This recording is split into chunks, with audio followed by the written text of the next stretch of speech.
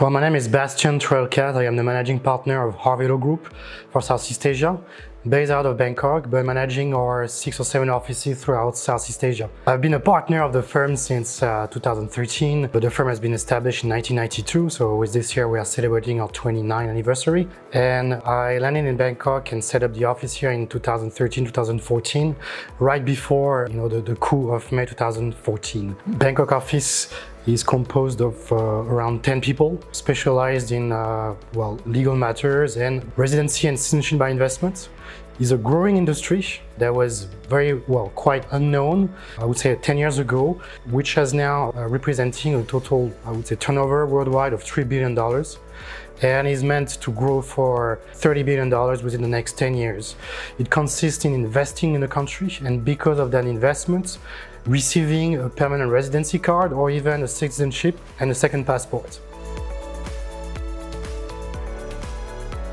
Well, back in 2013, social medias and online marketing was not really part of our strategy to implement and create an office. So we were mostly relying on registration and attending events at chambers of commerce.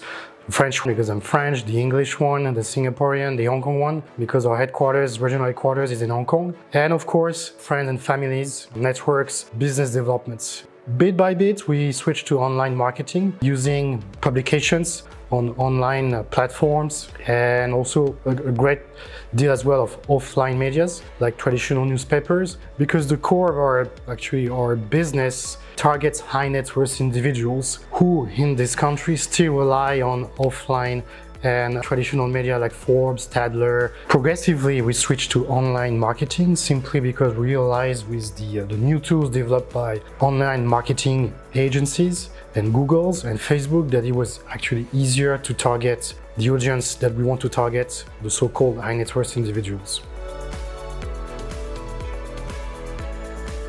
Well, we are a law firm, traditionally not keen on innovation. So like I previously mentioned, we were not really familiar with online marketing. We were and still creating investment products with a mobility immigration component that still rely on a good old sheet of paper and drawing some thoughts and checking the regulations by hand. However, a big part of our marketing strategy now is relying online. We have also developed a new core business called KYC or due diligence, where we will use softwares to basically have access to a lot of information on companies and individuals to build a profile. By building a profile, we will make a risk assessment of these persons towards banks, towards governments, towards administrations, or even for private to private matters, like you want to do business with someone but you want to know who you're dealing with, you can come to us, and with those tools we can now build that profile to help you decide whether you want to continue the discussion with that person or not.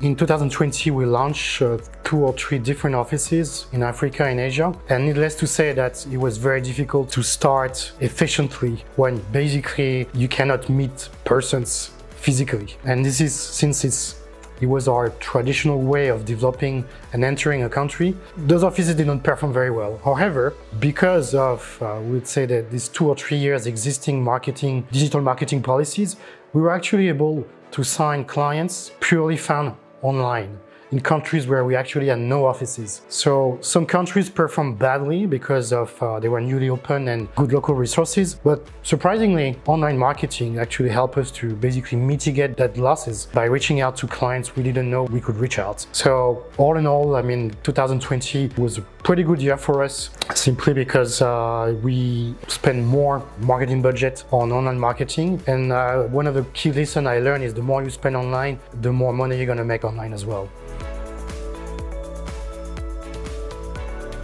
I'm sure you're all familiar with the concept of green card, the famous US green card that will allow you to move to the States and live there. Most of you only know the lottery part, where you pay $100 to register yourself and hope that you will be picked on the lottery. Most people don't know that you then can also get the green card by investing $900,000 into a job-creating business in the US. And while in the lottery, you have a 0.01% chance of winning the lottery. If you make that investment and and meet a few more conditions, well, there's a 100% chance that you will get the green card. This concept exists not only in the US, but also pretty much everywhere in the world. Some countries, however, do not give you the right to be a resident of the country, but also to become right away a citizen. So you will become naturalized, you will have a certificate of citizenship, and they will give you a second passport. What most people don't know, so many programs exist right now. 10 years ago, there was only a handful of them, 2 or 3,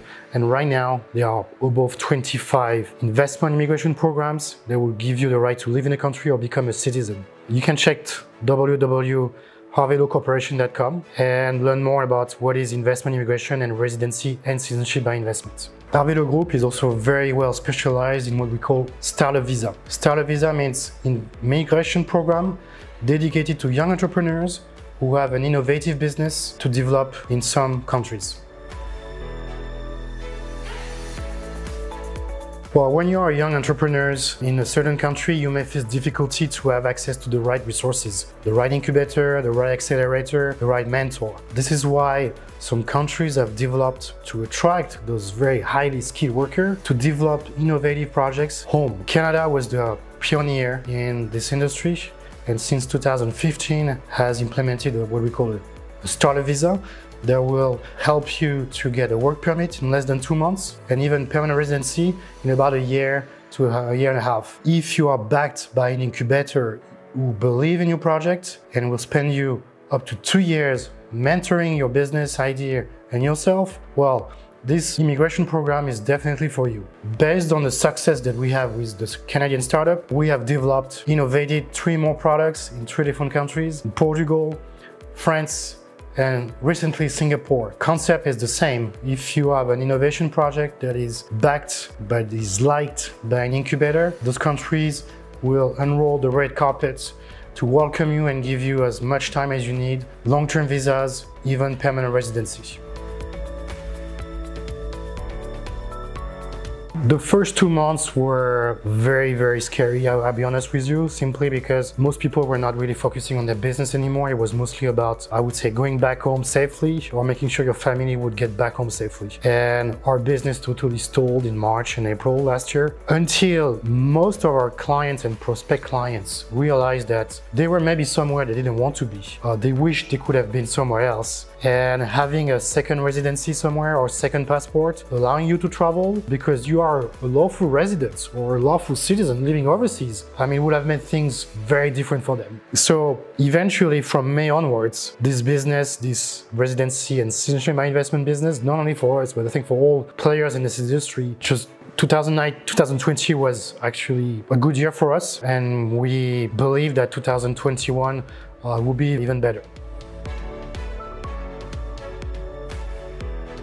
That's a very interesting question because 2 years ago I wouldn't even say that we were going to rely on online marketing, but I've been reading a lot of stuff on AI, artificial intelligence, and how this could actually help us to grow our business. And I would say it was very, very interesting to notice that AI would definitely be great complements of our online strategy, simply because the level of data that you can capture online is way greater than without AI software. So we will, I think, progressively use AI to support and optimize our online strategy by studying more actually our, I would say, targeted customer, those high net worth individuals, intention, where they want to go, where they spend their money. And it's amazing to see like what type of data you can access. Business transactions, personal transactions. It's amazing, and I think that's probably the future of this industry.